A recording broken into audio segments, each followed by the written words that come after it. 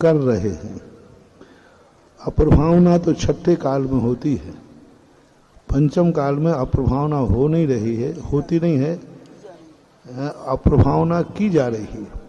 होने वाली अप्रभावना एक नियत धारा में बहती है, अप्रभावना किया जा रहा है। तो अब इसके लिए तो यही है, स्वयं शुद्धस्य मार्गस्य वाला सक्त जनाश्रियाम। यह मार्ग अपने आप में शुद्ध है और शुद्ध होकर के जो अज्ञानी जन है, बालक जन है, जो कसाय के वशीभूत होकर के धर्म की चिंता नहीं करते, समाज की चिंता नहीं करते, अपने खुद की चिंता नहीं करते और उद्दंडता पर उतर आते हैं, तो इनको कोई नहीं सुधार सकता। इनका कर्म ही इनको सुधारेगा। कर्म जो होता है उसके पास बहुत बड़ी व्यवस्था है। कर्म जाकर के फिर इनके, और वे कर्म से ही सुधरते हैं, धर्म की भाषा में नहीं सुधरेंगे। उनको कर्म के भरोसे छोड़ देना चाहिए।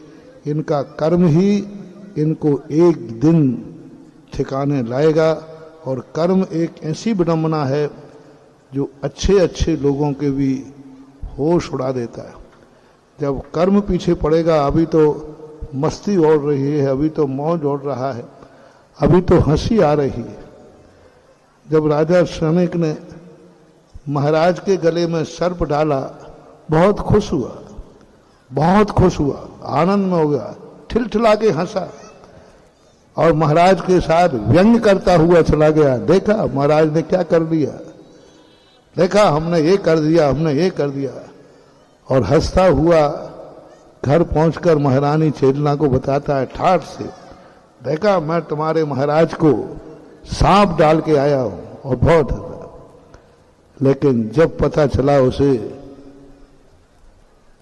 कि नरक आयु का बंध हुआ, कर्म को रो पड़ा, समोषण में गिड़गिड़ाया कि मैंने अहंकार और मस्ती में आकर के धर्म की अप्रभावना की, धर्मात्मा को दुख दिया, मुझे क्षमा करो। कर्म कहता है किसी दूसरे को दुख दिया होता तो क्षमा कर देते, तुमने उनको दुख दिया है जो जगत के क्षमा के भंडार हैं, क्षमा के भूषण हैं। तुमने एक साधु को दुखी दिया है, तुमने साधु को परेशान किया है। कर्म कहता है ये तो माफ नहीं होगा। और फिर अंत में रो रो करके मर गया, लेकिन कर्म ने दया नहीं की। आज वह नरकों में कर्म भोग रहा है।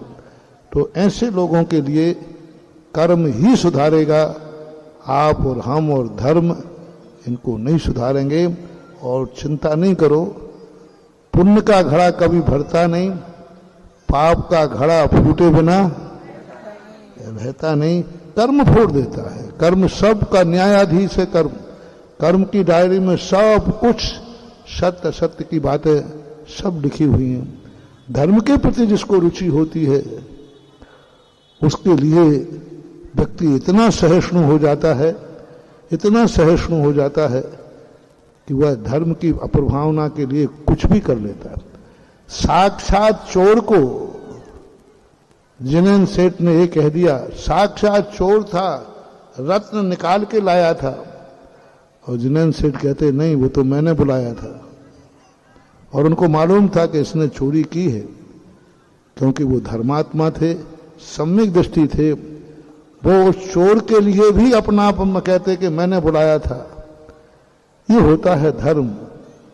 और जिनके धर्म नहीं होता है, मात धर्म का पाखंड होता है, उनको कहते धर्म मिटे तो मिट जाए, धर्मात्मा मिटे तो मिट जाए, समाज धर्म कुछ भी हो जाए, हमें इससे लेना देना क्या है, हमें तो अपने अहंकार की पूर्ति करना है। तो इनको कुछ नहीं कर सकते।